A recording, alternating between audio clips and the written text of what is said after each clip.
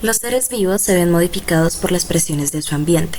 Sin embargo, los seres humanos hemos invertido este principio, modificando el ambiente para que se adapte a nosotros. Esto genera una distinción que además, como especie, nos hemos esforzado por remarcar, siendo que en las sociedades contemporáneas se ha dejado de considerar al humano como animal, que es, separándolo de su ambiente y llevando a una enorme desconexión entre nuestra especie y el resto de seres vivos con los que compartimos el planeta, que además hemos modificado a nuestro antojo y sin tomar en consideración que seguimos siendo parte de estos complejos sistemas y que como holobiontes a su vez también son parte de nosotros. Pese a este hecho y que se ha tenido conocimiento de estas problemáticas por mucho tiempo, el sistema predominante ha preferido hacer oídos sordos a las problemáticas de las que hoy vemos consecuencias. La complejidad de los sistemas naturales genera que cada parte de estos se desarrolle a tiempos diferentes, por lo que las consecuencias ambientales se ven retrasadas por décadas e inclusive siglos, siendo la crisis climática y ambiental que hoy presenciamos la consecuencia acumulada de las acciones pasadas, de un inescrupuloso sistema abstraccionista que aún viendo las consecuencias obstaculiza la acción frente a la problemática.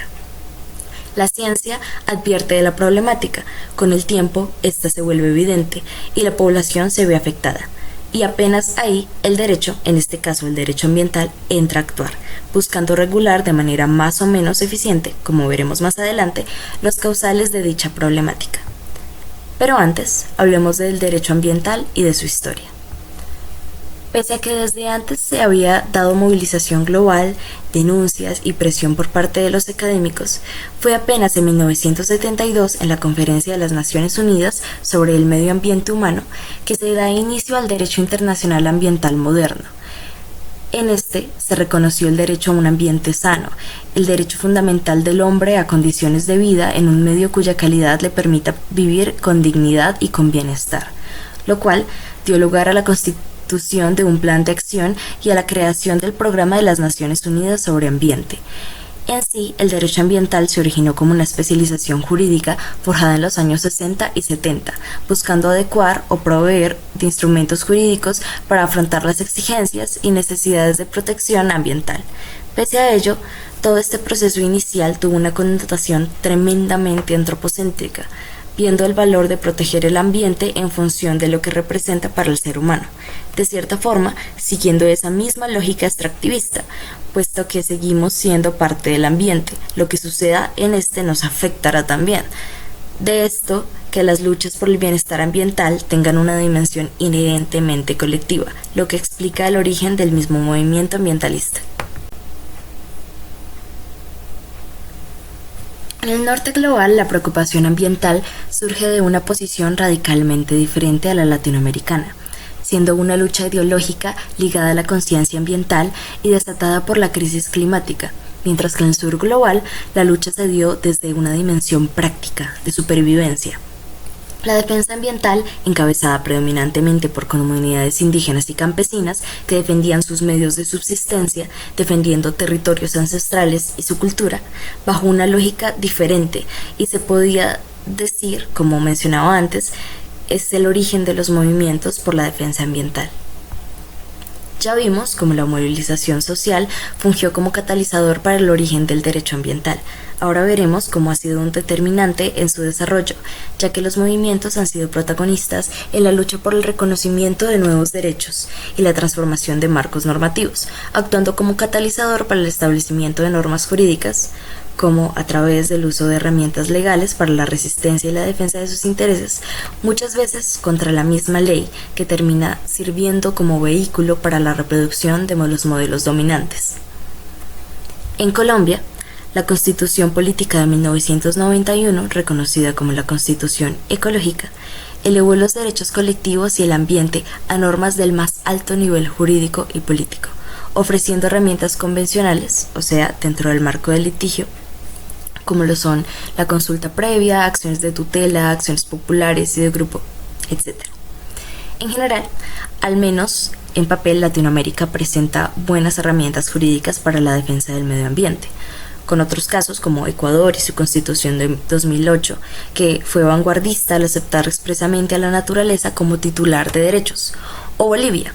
cambiando el término naturaleza por Pachamama, a la que se le conceden derechos. Este cambio dialéctico, junto a otros, destaca las luchas y aportes de las comunidades indígenas, reconociendo la importancia de las interpretaciones culturales y espirituales en la lucha ambiental. Sin embargo, esto suele quedar precisamente solo en el papel, siendo que los conflictos de interés económicos afectan enormemente la implementación de las leyes. En Colombia, casos como la resistencia de la comunidad Iwa, asentada cerca de la Sierra Nevada del Cocuy, que se opuso a la exploración y explotación petrolera en el bloque Zamore, puesto que para ellos el petróleo en el subsuelo es la sangre de la madre tierra. Esto inició en 1991 con un contrato de explotación entre Ecopetrol y la OXY. En 1995, el Ministerio de Medio Ambiente otorga la licencia ambiental a la OXY basándose en un estudio biofísico que no consideró los aspectos sociales y culturales. Frente a esto, en 1997, los UWA interpusieron una acción de tutela ante la Corte Constitucional para la defensa de sus derechos. Aunque el de resguardo indígena UWA fue ampliado en 1999, el Consejo de Estado ratificó la licencia ambiental, agotando las acciones legales disponibles para los indígenas en ese momento. Otro caso fue la lucha de la etnia Embera Catío contra el proyecto de la represa Urra II. Este proyecto hidroeléctrico fue impulsado por el gobierno con el argumento economicista de producir energía a más bajo costo y evitar un racionamiento energético. Ante esto, la comunidad, en el 2008, hicieron una toma del Ministerio de Medio Ambiente y, frente a la falta de respuesta del gobierno, recurrieron a la apelación internacional ante la Comisión Interamericana de Derechos Humanos. En general, sus demandas se dirigieron a exigir el cumplimiento de una decisión judicial previa y la reparación de los daños, concluyendo así que se había violado el derecho de la consulta, ordenando compensación y mitigación del impacto ambiental, por lo que el gobierno ofreció 12.860 hectáreas en compensación por las 417 que inundó la represa. Y pese a que en este caso las demandas de la comunidad obtuvieron cierta resolución, no fue satisfactoria para la comunidad en sí, que consideró que el problema no era solo intercambiar tierras, sino asegurar el espacio futuro en el que su pueblo pudiera vivir dignamente. Adicionalmente, hubo un alto costo de vidas, siendo que más de 30 indígenas fueron asesinados debido a los enfrentamientos entre la guerrilla y grupos paramilitares de derecha que buscaban el control de este territorio. Un panorama trágico que lamentablemente se repite cuando la protección ambiental entra en conflicto con intereses económicos, haciendo de Latinoamérica la región más peligrosa para los activistas ambientales. Otro aspecto polémico son los principios en los que se basa la acción del derecho ambiental. Como defensa inicial se encuentra el principio de precaución, el actuar antes de la consecuencia, darle a la naturaleza una protección preventiva. Se asume culpable hasta que se demuestre lo contrario, por lo que las potenciales víctimas no deben demostrar el perjuicio, sino que quien potencialmente crea el riesgo y se beneficia de él es quien debe comprobar que precisamente no se genere. Sin embargo, en Colombia existe una barrera legal que desactiva la potencia por su formulación, haciendo muy difícil su aplicación y termina protegiendo al posible victimario. El siguiente es el principio de reparación, que es un principio incompatible para la dimensión ambiental en realidad, puesto que la reparación no es ni remotamente equivalente al daño que se da con una perturbación o destrucción de un ecosistema, por ejemplo, como la contaminación de un río o la tala de un bosque. No son fáciles de remediar por la complejidad de estos sistemas, lo que termina haciendo estos intentos de reparación, de parches, de intentos de imitación, que a la hora de la verdad no son una reparación integral. Y finalmente, el famoso principio del que contamina paga, establecido como el 16º en la Declaración de Río de 1992.